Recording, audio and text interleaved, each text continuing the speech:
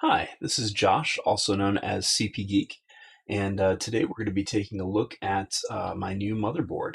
It's a Gigabyte X570 Aorus Xtreme, and today I'm just going to unbox it and tell you what I think about it.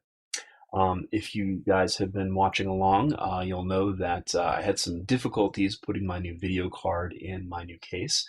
And after evaluating my situation, I basically decided that I was going to go ahead and reconstruct and rethink my whole workstation setup. So please stay tuned. And this is just the first unboxing of those new components. And I will go ahead and do a live stream at some point, probably in the next day or two, of putting everything all together. So without further ado, let's go ahead and switch over to my desktop workstation here. And let's go ahead and grab the new motherboard. There we go. So first off, you'll note that this is a giant box. Second of all, you'll note that it has won some awards up here. We've got Design Award 2020 and Red Dot Winner 2020. This is quite possibly the best X570 motherboard you can buy right now. The reason I decided to go for this particular board is basically that it has 10 gigabit networking built in. There were only about 4 different boards that had 10 gigabit networking built in. One of them was, I believe it was micro ATX and just small form factor and wasn't suitable. One of them was MSI board that didn't have any kind of BIOS flashback, and that's something that I really needed. We'll go over that a little later. The other was just kind of bare bones. It had 10 gigabit, but it didn't have nearly the general overall VRM power for the CPU, or any of the nicer additions that we see here, and we'll go ahead and dig into that. We've got a nice big box here. There's plenty of goodies inside other than the motherboard. Nice sparkly Aorus label here. It's kind of pearlescent or iridescent. It's kind of neat. On the side here, we've got X570 Aorus Xtreme. I did pop this open. I actually picked this board up new open box. I wanted to make sure that all of the things were in there. So I just went ahead and took a look at that. On the side here, X570 Aorus Xtreme. On the rear side, we've got basically a couple of features here: DDR4 memory, dual BIOS design, Gigabyte App Center, and it's in multiple languages here. Not much to see. So let's go ahead and get into the more interesting parts. Let's pop this open. It does open up in a clamshell design, which is really kind of neat. I appreciate their attention to detail. We get Team Up Fight On the top there, which is kind of neat. I guess this is a gamery board. I don't know what gamer would buy this in their right mind, in all honesty. It's a fantastic motherboard, but I believe that this is more suited to workstations with very high-end processors, very high-end memory needs, those sorts of things. I mean, gamers can take advantage of that too, but the MSRP on this particular board is about $700. So I would think that this is going to cater to either workstation users like myself or top echelon gamers, which is fine too, but I don't think many mainstream gamers are going to pick up a board like this. I myself very much enjoy video games, but I'm also a huge nerd, and I do things like a little bit of 3D animation, a lot of video editing for stuff like this you see here, as well as for my day job. I also do quite a bit of online multitasking and other things along those natures. I'm starting to get into a little bit of neural networking for video upscaling. Things that that new GPU is definitely going to be good at. But as far as the board here, this will offer me the expansion and overall usefulness that you don't get from other X570 boards. Here we have some stickers, kind of neat, but I don't think that I'll end up using stickers. And that brings us to the first shot of the board here. So there we have our AM4 processor slot, or socket, I should say. That'll be useful for the 5950X that I have coming in eventually. Those are ridiculously difficult to get parts at the moment. I think that I ordered one on Amazon when they were available for 5 minutes, but it hasn't shipped and they may cancel at any time. So we'll see how that works out. I'll eventually get one. For right now, I'm just going to be slotting my 3700X into it, and I'll keep living that 3700X lifestyle. So first look at the board here. I'm just turning it around here so we can get at it from the perspective of it installed in a case. Let me go down just a little bit. So looking at the board, this thing is armored. So this is all metal. The deal is unlike most of the other X570 boards. So X570 boards as a spec have a fan built into them about here. There's no fan on this, and that's specifically because all of this is one big heatsink on the front and on the back. We'll see that in a couple of seconds here. So we have these three armored PCIe slots. Unfortunately, because this is X570 and AM4, they're not all 16X. Only the top one can be pure 16X. The other two are, if you populate this one, these two slots become 8X. And this is in electrically 4X slot down below. Not a huge problem for my needs right now, but I do wish that mainstream boards would adopt a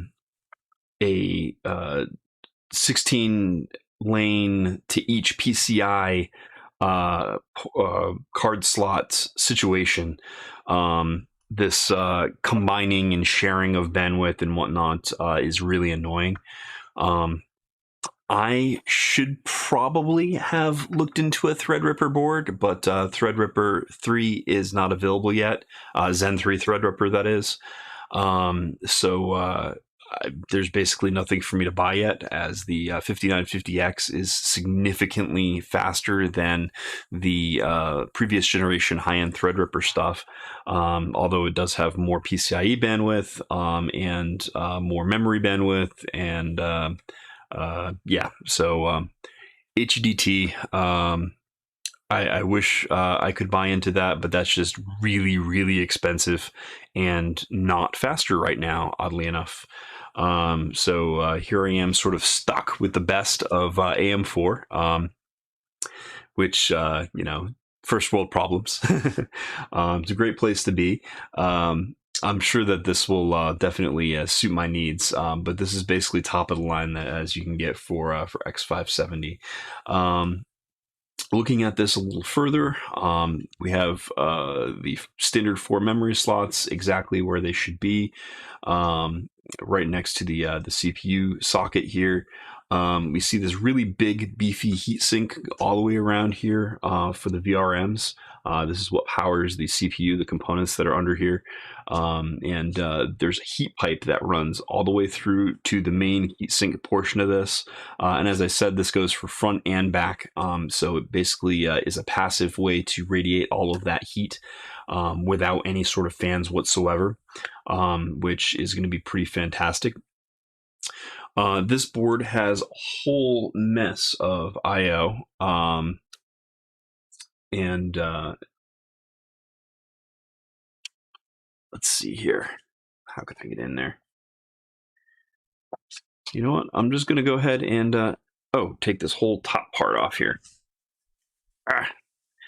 I'm going to go over this more in a couple of seconds. I'm going to set this aside for now and keep going with the goodies that are in the box while we're unboxing. So I have not been down this deep yet. Here we have, let's see, this looks like an M.2 screw. As far as like a standoff to attach the M.2 drives. This is the M.2 screw itself. Let's see, what do we have here? Another standoff, another screw, and another screw. So it looks like we've got 3 screws and 3 standoffs, which is the appropriate number as this board features 3 M.2 slots, which I will be populating with really fast PCIe 4, or at least the system drive is going to be really fast PCIe 4 NVMe. We've got a manual here. Looks like a nice thick book. Just taking a quick thumb through here. I did read the or some of the PDF version of the manual, so I'm pretty much briefed on that. I'll definitely be using that for the overall installation. We have a cool looking shark-like Wi-Fi antenna. I personally won't be using Wi-Fi, at least not anytime soon. For high-end boards like this, I'm really kind of surprised that they integrated Wi-Fi. I don't know why they would, in all honesty, because pretty much anybody who's going to be using this in a professional environment or even for high-end gaming is going to be using Ethernet. Yeah, I really don't know why Wi-Fi. Which also brings me to the 10 gigabit Ethernet portion. That was one of the major reasons I bought this board. I really don't know why modern boards are not coming more with 10 gigabit Ethernet. I honestly don't get it. A lot of them are coming with Wi-Fi. Some people use it, especially on the lower end when we're talking about home users and that kind of thing. But for gaming specifically, I strongly recommend against Wi-Fi due to additional latency. As far as networking goes, I mean, you can get Cat6 cables for ridiculously inexpensive for doing computer-to-computer networking in your home. When I say 10 gig, I don't mean 10 gig necessarily to the internet. Very few people have anywhere near that kind of an internet connection, or even anywhere near the 1 gigabit connections that most motherboards come with for Ethernet. This is for internal communication, for connecting to a network attached storage device or for other computers that are on your home network. The Ethernet port is a really big part of external motherboard I/O, anybody who has at least cable internet should probably be using that with Ethernet wherever possible. If you have a laptop, then you basically are probably going to be using that on Wi-Fi for portability's sake, but desktops should probably be wired in most of the time. I don't know why they haven't upgraded pretty much everyone to 10 gig. And I couldn't find any more than 4 boards currently available in X570 that had 10 gigabit networking.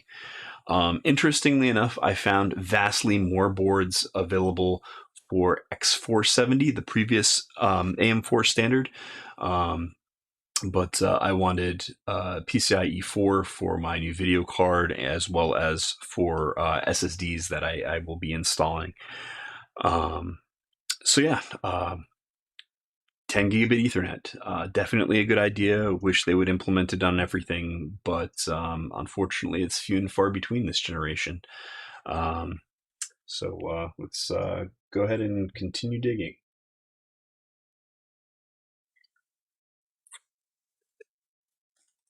So we've got the antenna. The Wi-Fi antenna is actually really nice looking. I'm not quite certain where I would stick that anyhow.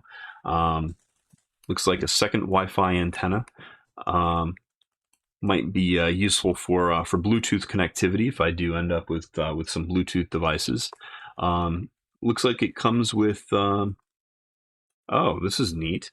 So it appears that this board, instead of having a front panel connector, puts all of their front panel I/O right here on this little breakout cable. It's neat, but I now have some misgivings that if I were to break or lose this breakout cable, it could conceivably make this motherboard useless. So I'm not sure how much I like that or not. Although this does give me the opportunity to sort of hide some of those front panel cables by routing this through one of my case grommets to the back and sort of getting rid of that front look of front panel connectors altogether. So that's kind of neat. I don't know if you can see that on camera there, but that's basically the block of I/O connectors that you normally would plug in for front panel connectors. And there's a proprietary connection on the other side that plugs into the board.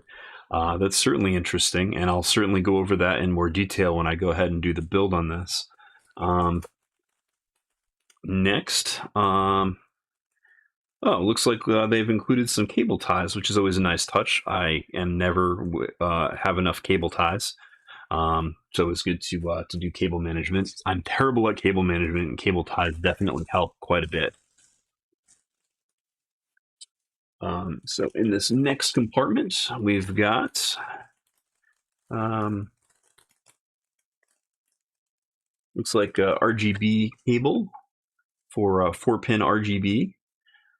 We've got some sort of connector with double-sided tape and a screw. What is this? Oh, that's not a screw. That's actually a temperature sensor. And the little stick-on portions, I guess, are so you can position it where you want them to be. I've never had a motherboard that comes with a temperature sensor before. That's kind of neat.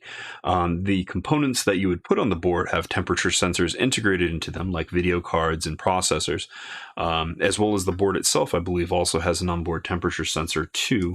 That's built into the board. So it's kind of cool that they have an external so you can put that where you want it to be.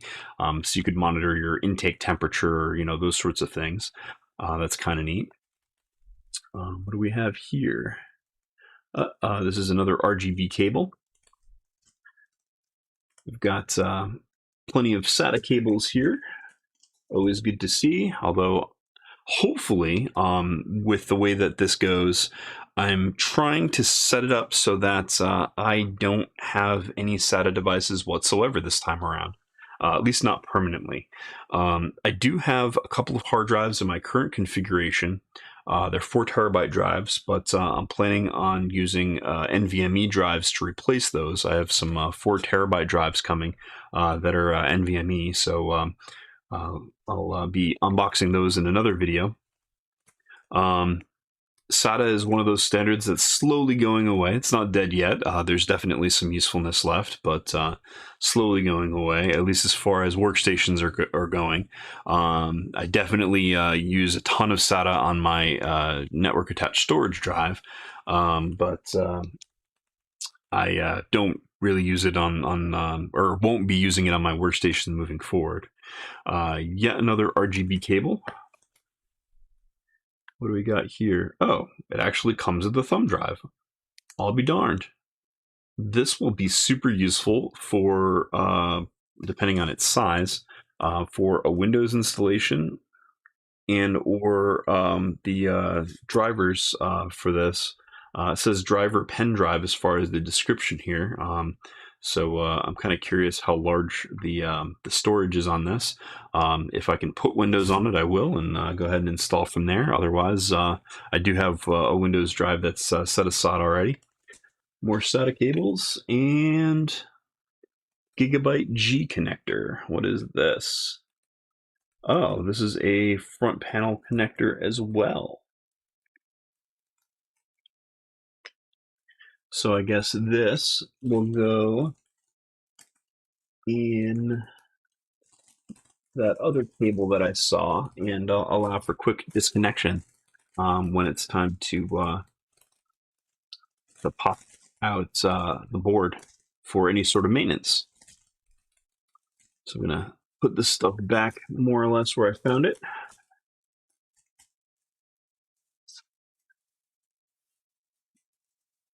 And the next thing here is the Aorus RGB fan commander. Now, I have high hopes and low expectations for this guy. So this is basically a fan hub. Oh, that's a very nice presentation. It's a separate box with its own logo here. We got this nice soft rubberized material and the device itself. So let's see, we've got the Aorus logo. I'm guessing that lights up, although it's going to be in the back of the machine, so I don't know why. We've got SATA power, which is how this device is powered. We've got USB in. We've got motherboard sync. And then we've got several proprietary-looking cable or inputs here on both sides, up to looks like 8 different connectors. And on the side here, we've got USB out, so it operates as a hub. And there's spots for 2 temperature sensors, it seems here. So I believe what these are proprietary plugs for fan and RGB together in one. And I'm going to dive deeper into this box to see what kind of cables might plug into that. So I'm going to set that aside for a moment and continue going deeper. So that's just a top that pops off. And looking at these bags of things. Okay, so that's a front panel USB connector. That's how it gets its data. Some temperature sensors. We've got SATA power. We've got RGB. And we've got a whole mess of these cables, which appear to just be 4-pin to that proprietary connector. Is it just 4-pin? I don't see any RGB here, so it looks like it's just 4-pin, which means that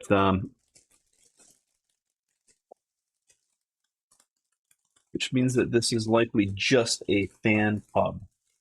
On the bottom, we also get more cable ties, which is always good to see.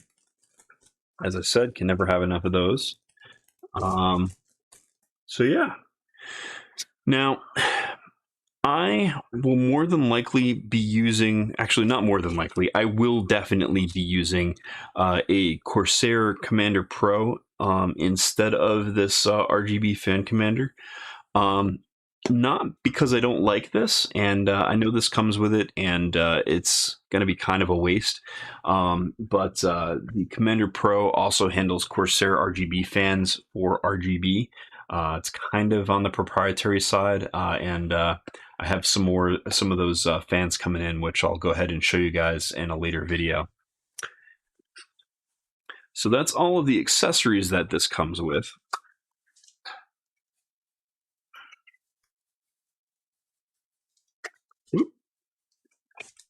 This goes in here, I believe it was.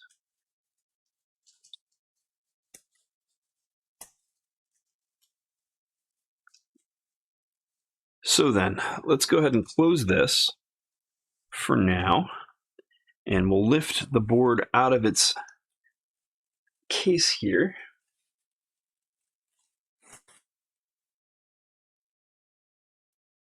Get the camera in focus.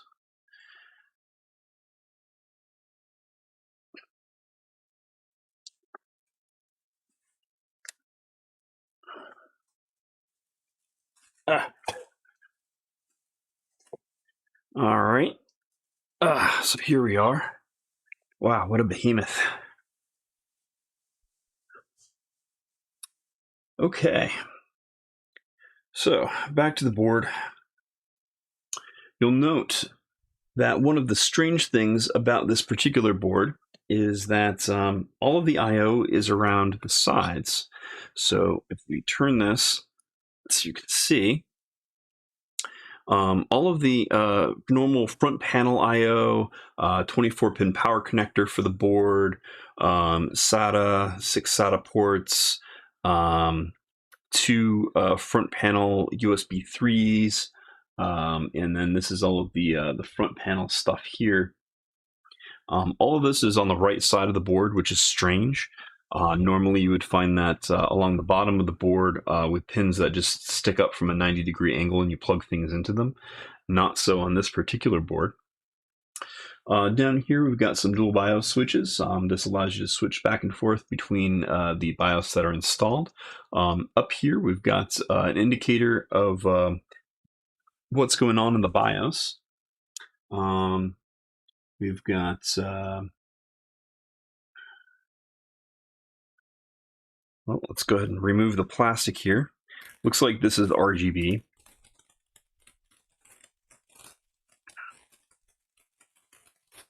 Now, I'll definitely follow up when I do my build, but the biggest thing that I don't like about this particular board up front is the RGB software that it comes with. This uses Aorus's RGB software. It's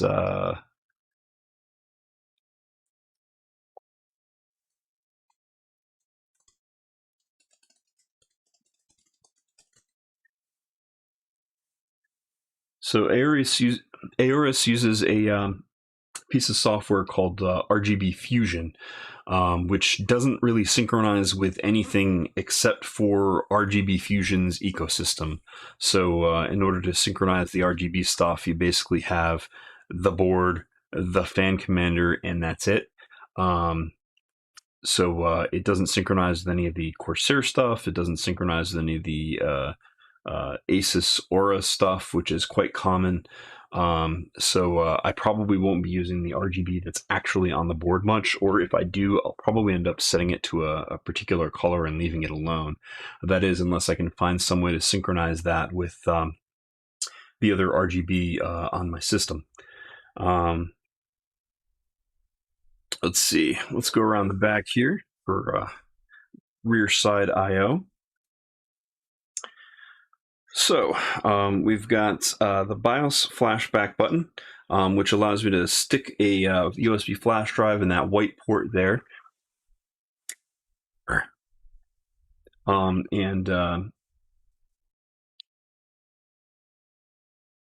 We've got USB flashback. We've got BIOS flashback here, which will allow me to stick a USB into that white port there and flash the BIOS without a CPU installed. That's great for these 5000 series CPUs, as I doubt that the stock BIOS will actually support them. The BIOS that is on here is more than likely only supporting up to the 3000 series, because this came out before the 5000 series came out. We've got the 10 gigabit Ethernet port. We've got the 1 gigabit Ethernet port. I'll have those hooked up to 2 different networks. I do point-to-point 10 gig to my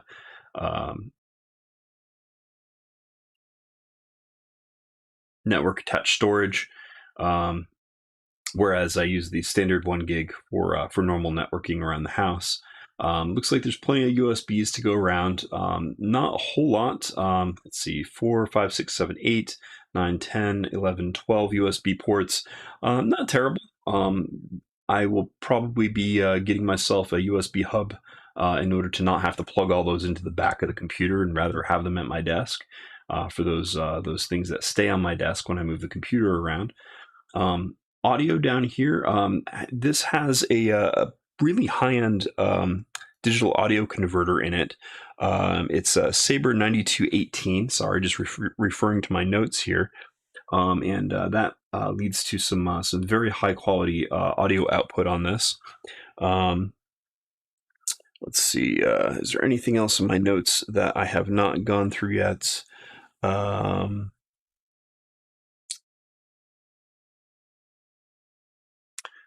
Yes.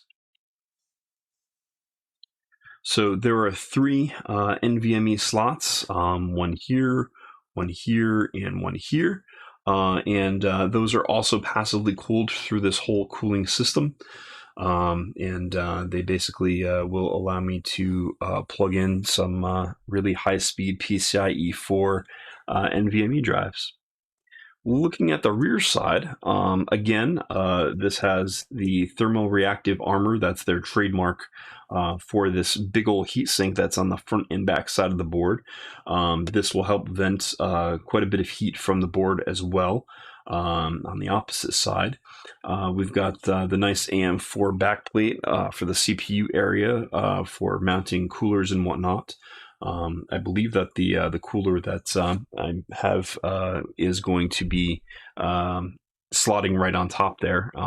Either that or it has its own backplate, but I'm pretty sure it'll use the AM4 mounts.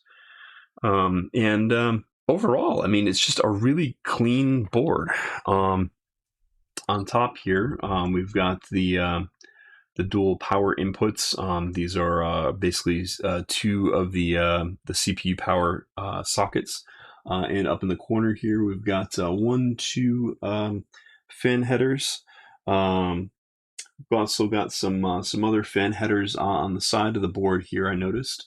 We've also got, let's see, there's a Thunderbolt connector here, which allows me to put in a Thunderbolt add-in card if I chose to, and go with Thunderbolt there. I probably won't do that, not because I'm a hater, but just because I don't have any Thunderbolt devices as of yet. I haven't personally seen the need for it on workstation type devices, but that's pretty much it. If anybody has any questions about this board, just go ahead and drop them in the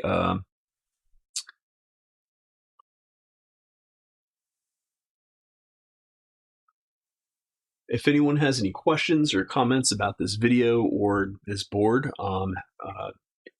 care for my thoughts about anything else having to do with this.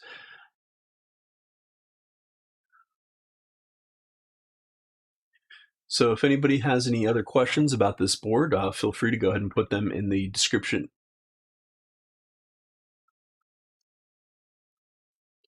So if anybody else has any questions or comments about this board or this video, go ahead and put those in the comments down below. If you want to see more unboxings like this, go ahead and hit the thumbs up button. If you have any comments or for anything you would like to say, please go ahead and do that. Otherwise, go on over to Cpgeek.org.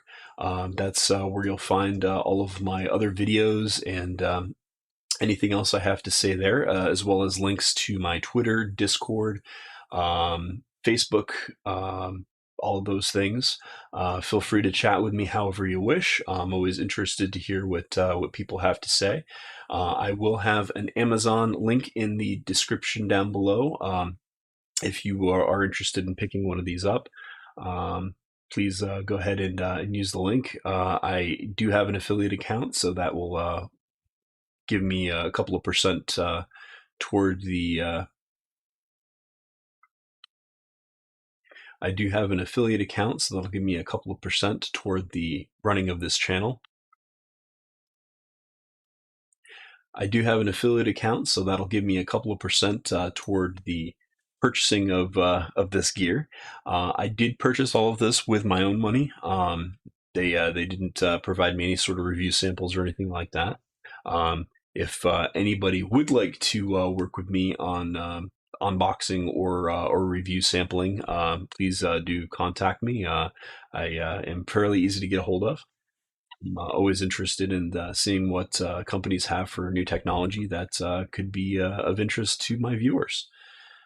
Anyhow, have yourself a great day, and I will certainly be doing more of these unboxings moving forward with the rest of the equipment needed for my new workstation setup.